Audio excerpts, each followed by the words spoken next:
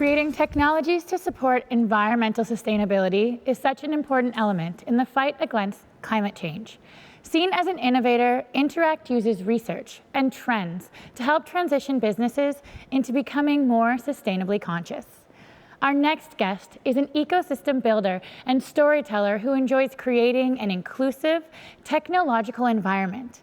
As the leader of the innovation and ecosystem engagement team at Interac Corp, one of Canada's trusted financial brands, she focuses on helping innovation sectors future-proof industries. With over 10 years of experience, she uses her knowledge to engage thought leaders and communities to practice meaningful innovation for the overall social good. Please join me in welcoming to the stage, Karen Deng. Companies around the globe, and right here in Canada, are beginning to recognize that environmental sustainability is not just a nice to have, it's a need to have. More and more businesses are becoming aware of the fact that it will be harder to meet the world's growing demand for products and services through simply increasing production and consumption. As technology evolves, as new digital solutions emerge, we are witnessing innovation that now considers sustainability at the top of mind. Today's climate-conscious population recognizes a fundamental change needs to happen to address our ecological and social concerns. To achieve the UN SDGs, we need incremental as well as transformative action from all levels, policy to individual consumer behaviors. Interac is passionate about supporting small businesses, such as startups like Xanadu and Carbon Neutral Club. And I'm excited to be here today to facilitate this conversation as these two ventures showcase the spectrum of innovative solutions born right here in Canada that will help change the world now and in the future. To that end, I'd like to introduce Christian Weedbrook and Jack Brewer, who, alongside my pleasure, are here to talk about our ventures here in Canada that can help with environmental sustainability. So let's just jump right into it. Christian, tell us about Xanadu. What is the mission? Why did this start? And where are you now? How's it going? Good, thank you. So Xanadu's mission is to build quantum computers, make them useful and available to people everywhere. We're actually proud Canadians. I'm originally actually from Australia. But our goal is to really commercialize quantum computing. So maybe the first place to start is a quantum computer is a new type of computer, but it's fundamentally different in the way it works. And the reason why we would care about something like this is for certain problems, one computer chip of Xanadu's chip can replace whole data centers. So from a climate point of view, that's pretty incredible. It can solve problems much faster than traditional computers, even as mentioned, supercomputers, but also start tackling problems that were previously intractable or unsolvable, no matter even if you use the supercomputer till the end of the universe. So it's extremely revolutionary. It can solve some important problems in pharma, new drug discovery, material design, think of better batteries, logistics, routing of information, say Amazon and so forth, and also the financial industry. So it has the impact of quantum computing can't be understated, and hopefully it's something that Xanadu can be a part of. That's amazing, super interesting. So kind of going from the very far future to the right now, Jack, tell us about Carbon Neutral Club. Yeah, thanks, Karen. So Carbon Neutral Club is a platform that lets individuals take meaningful climate action and actually will save them money for doing it. We're living in this moment. It's unique in how much awareness and attention there is to climate change as a whole. It's on every single news cycle, it seems. It's dinner table conversation in a way that it's never been before. But we recognize that this increased awareness wasn't quite translating to action in a way you'd expect. So my co-founders, Jeff, Rowie, and I started to dig into why this is exactly, and we came to learn that individuals aren't engaging because, one, they simply don't know where to begin. It's a huge macro complex scientific project that loses a lot of people, so they disengage. And the second is that people associate living sustainably with spending more money, which is understandable. So at Carbon Neutral Club, our mission is to make climate action accessible for anybody. You can go to carbonneutralclub.com right now and check it out. If you join the club, two things happen. The first is you calculate your personal carbon footprint, and then you offset that footprint each month by funding carbon reduction projects around the world. So you put yourself in a position where you're reducing the same or more of carbon emissions than you produce in your daily life, which is amazing. You are carbon neutral in doing so, or closer to it. But beyond that, our members gain access to year-round savings with our 50-plus sustainable brand partners who offer our members a sustainable purchase option in every category of their life, all the way from clothing to food to wellness products and on.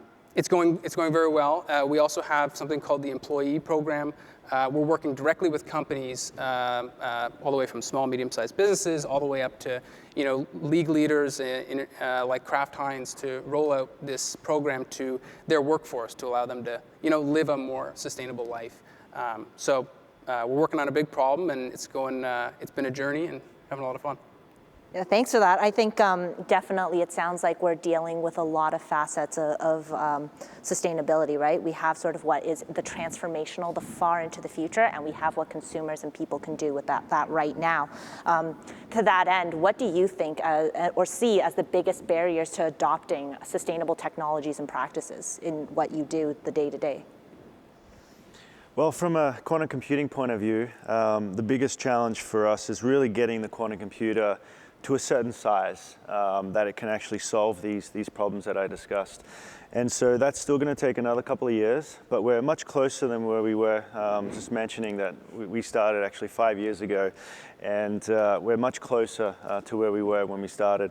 And so the big problems that quantum computers can tackle, can't solve them today in terms of climate, but we are headed in that direction, and hopefully that's, quantum computing is much bigger than Xanadu. It's something that hopefully can help humanity.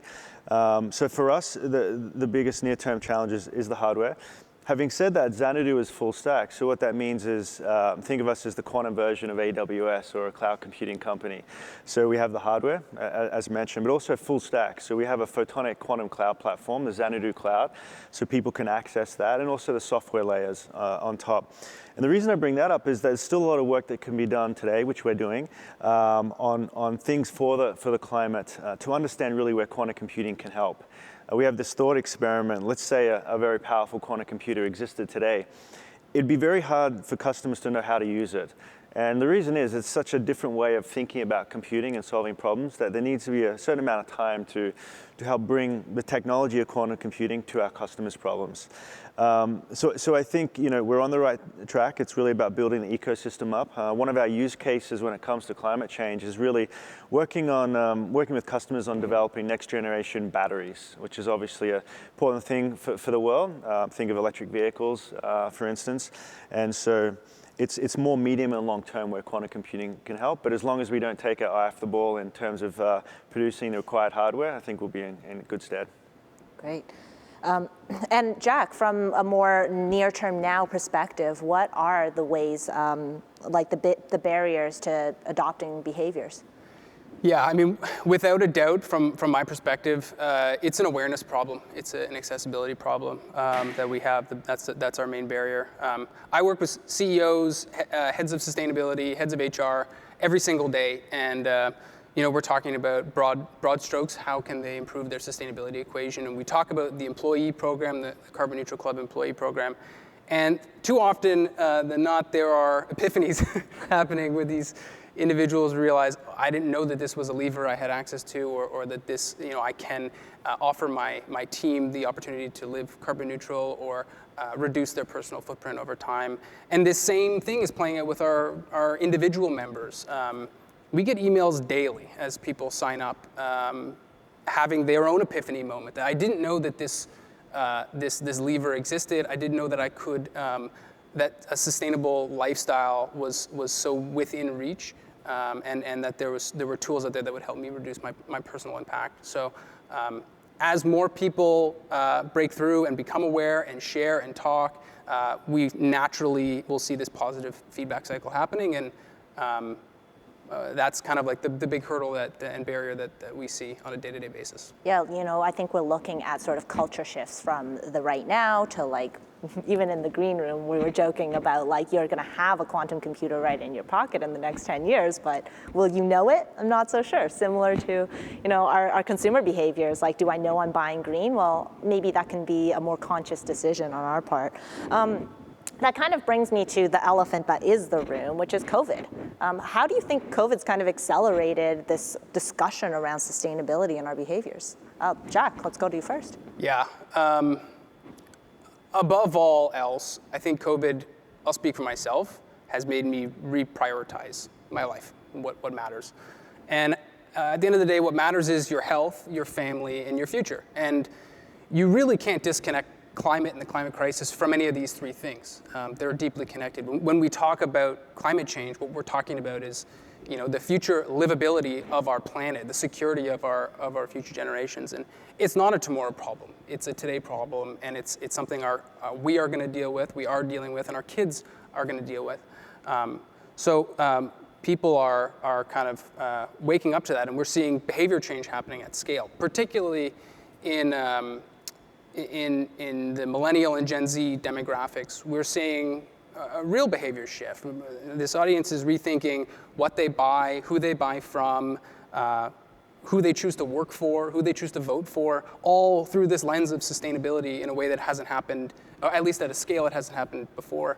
And it's really exemplified well in what we're experiencing in what they're calling the Great Resignation that's happening right now, the Great Attrition. People are quitting their jobs left, right, and center. I think something like 15 million Americans quit their jobs since April of this year, and 40% of those people did so without even having another job lined up. So companies are tuning into the fact that a lot of the reason these people are departing is in search of a company that has a shared identity, a shared value set with them. And we work with a lot of companies who are progressive in how they consider sustainability in their corporate equation, and the ones who are getting ahead of it and offering employees the opportunity to engage with sustainability that they're working on so hard at a corporate level, down at their own personal level, are going to stand to gain a lot from this great attrition that we're living through. And companies who don't will be on the losing end. So COVID's kind of kicked this all into gear. And I think at the end of the day, I think it'll be for the better. That's great. And if we look at the other side, quantum kind of being behind the curtain right now, how's COVID kind of changed that? Let's pull back that curtain. Christian, tell us. Yeah, for sure. Maybe just to add to what Jack mentioned, I think with any huge change and tragedy throughout lifetimes, and COVID is one of the biggest for us when we do look back on it. It does really allows you to question what you want out of life, I think. And one of the things that we've tried to do from really day one is how do you build a potentially and hopefully a great company that can last 50 years, for instance. Then when you look at things and make decisions based on that time horizon, you see things differently. And Jack was mentioning values. I think, from day one, we tried out values that were really fundamental. And you hear about companies having values, and it's just like, maybe it's a joke sometimes and that, but at least for myself, these values really resonate, and particularly two of them. And the first one is, are you learning every day? I think that's a key aspect. And do you love what you do? On average, would you rather be working here? And climate can really, everything around climate can actually bring people together for something that's bigger, a purpose that's bigger. And I think for me, at least, having meaning or purpose in my life is really one of the key aspects. I think it can lead to happier life, better mental health as well. And so we're lucky that we can actually work in quantum computing, where if we're successful, it can really have long-lasting positive effects. And so I think COVID has allowed us to sort of, reaffirm that. But also, in the early days of COVID, no one knew what was going on. We didn't, and we looked at that as an existential threat. Looking back on it, it's been a tragedy for many people. For us, because it's long-term play, we were already thinking a few years out, and so were our investors. So thankfully, most of the company was able to work from home. And then also even more thankfully is the hardware team, which is at the heart of what we do. They came into the lab and continued working under extremely safe protocols and so forth. But we were in an industry, because it was forward-looking, that we were really escaped the worst parts of COVID. So we're very thankful for that. Obviously, it doesn't apply to everyone. But that was one of the benefits of working on a futuristic technology. Yeah, no, I think what we're hearing here is like, if your company is future-proofed and ready, or even ready to make the best of an opportunity like COVID, I think there's a lot to be said there on how we, even as founders, relate to our consumer base and relate to our employees to make sure we're building not only a sustainable company, but a sustainable future. And at Interac, we really believe in partnering with companies like yours. And I'm wondering if you can give advice on what companies can do to bridge the current consumer behavior gap and that understanding that's currently happening on. Well, in terms of, I guess, can I speak about what we're doing in quantum computing? It really is. I mean, there's some parallels, as Jack was mentioning, with climate. In general, what all that means, sustainability and so forth, is generating awareness. So that really applies to quantum computing. We're all just consumed with our daily lives. So quantum computing, it won't be in your face for most people. Maybe, next decade, but there's a lot to be done for large corporations and so forth that we can really help out with extremely fast computers. So in terms of consumers, it won't be too much of an effect, but we do have to raise the awareness of quantum computing.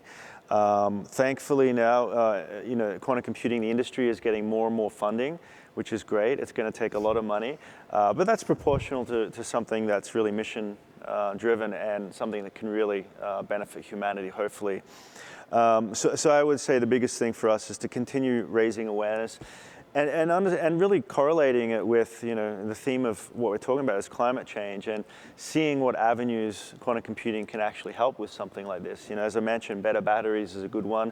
Climate change modeling is another one. Climate modeling, but we don't know yet. If you look back at in the early mid-70s, the personal computer revolution. Apple, say particularly Apple II, and was it 76 or 77, really took off. But people weren't really using it as people are using computers today. So that would be the same for quantum computing. So the hope is there's more discoveries in many industries, including ways we can really help the environment as well.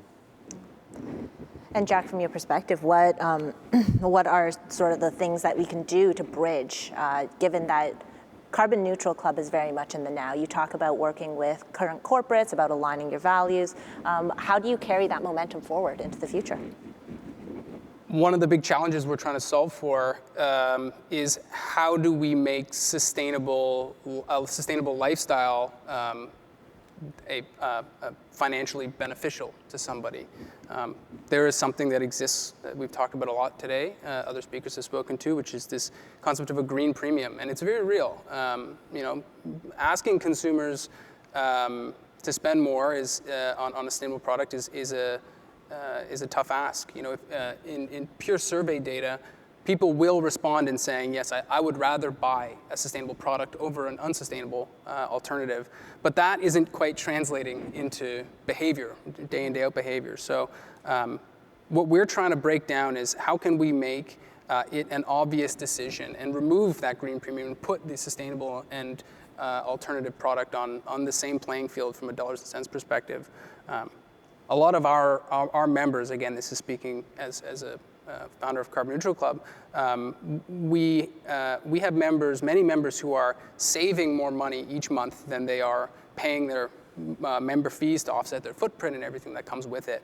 And that's an amazing thing. So the more we can create financial incentive and companies can help to create an environment where it doesn't cost you more money to live sustainably, and in fact, maybe you can make some money in doing it, like that's a special thing. And I think once we can get there, and it will unlock a wave of action.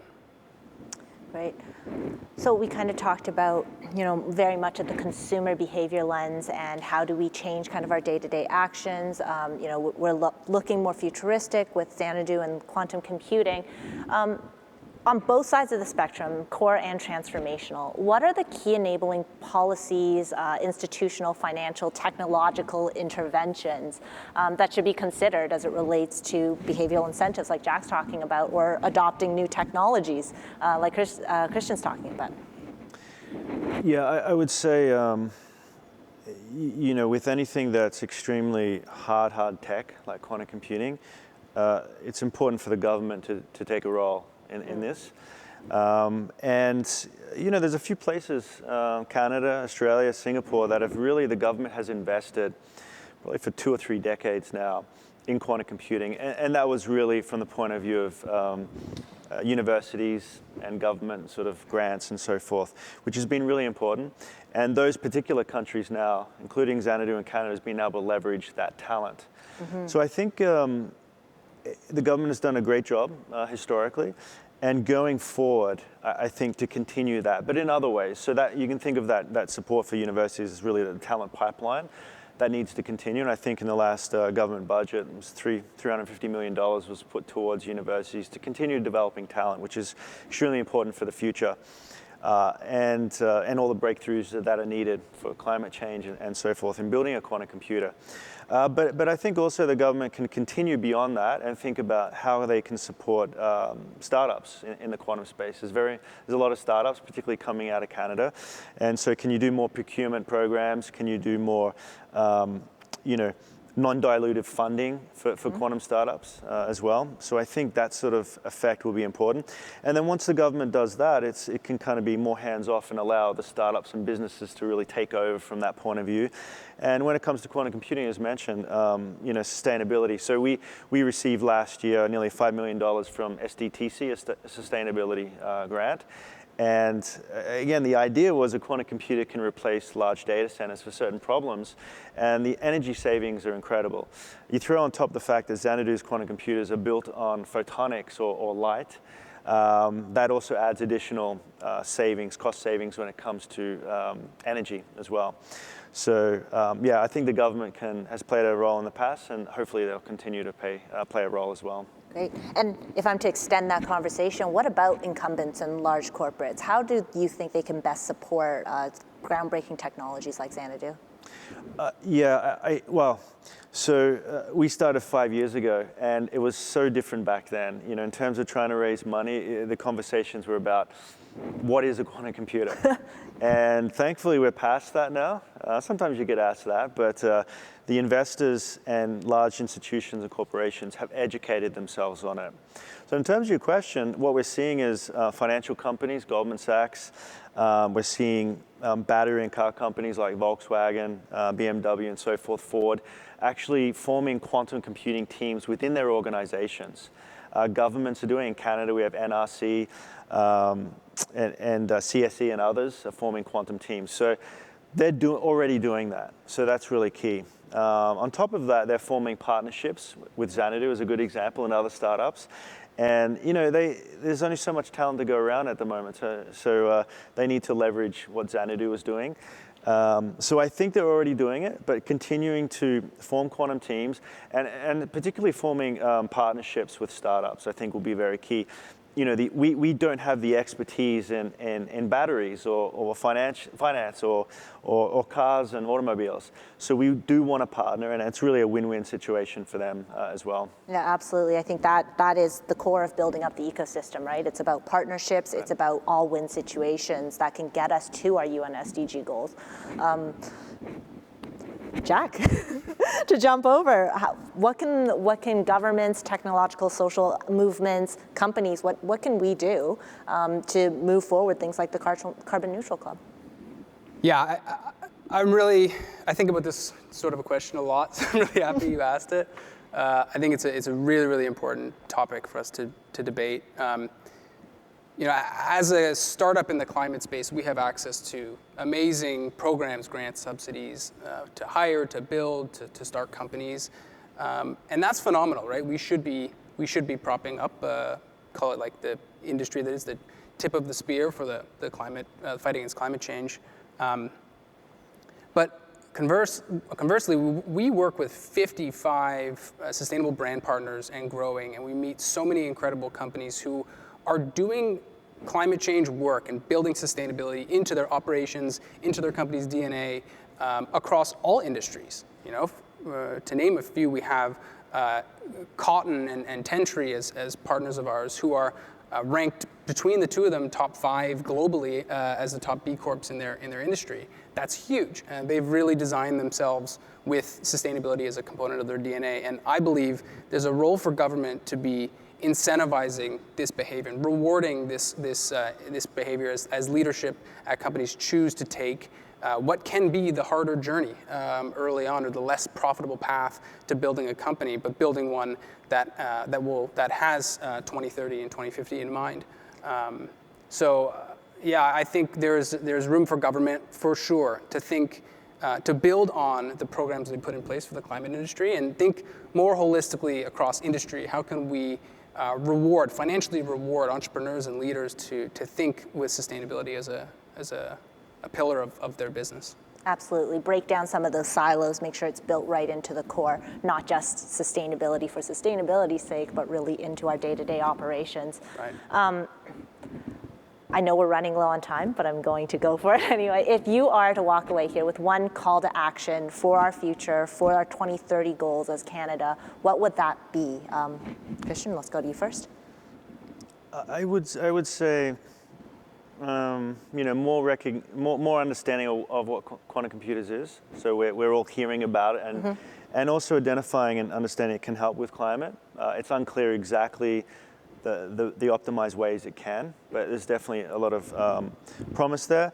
And also for the government to continue what it's doing. You need large corporations and governments to really help promote quantum computing through investments, through partnerships, and also through the talent pipeline, which is incredibly important as well. So, keep thinking of quantum, keep investing in quantum, and make sure that Canada doesn't lose its edge when it comes to this. As mentioned, it's been supporting quantum computing now for decades. So let's take it to the next level when it comes to commercialization. Great. Thanks for that. And Jack, call to action. Yeah, so it can be really easy to fall into the trap of thinking I as an individual or we don't, our decisions don't matter and they won't have a massive impact at scale. But I want to just challenge everyone on that topic, on that idea. And Jane Goodall said it better than I will earlier today. But the way we behave, the way we act is actually the only tool we have in shifting both corporate behavior, how companies choose to bring products to market, which products do well and which don't, and what policies government choose to bring forward. It is all bottom up. As we choose to build a community and push forward on climate action, this is a bottom up opportunity for us to collectively create change. And I think everyone should understand and realize the power they have in a day-to-day, from a day-to-day basis. At Carbon Neutral Club, we're building the future of the sustainable economy. We're growing like crazy. We're hiring. We're raising money. If you want to get in touch, you can reach me, jack@carbonneutralclub.com. And if anything that has been mentioned tonight about beginning your climate journey and reduction, and you want to join the club or have your team enrolled, you can find everything you need online at carbonneutralclub.com.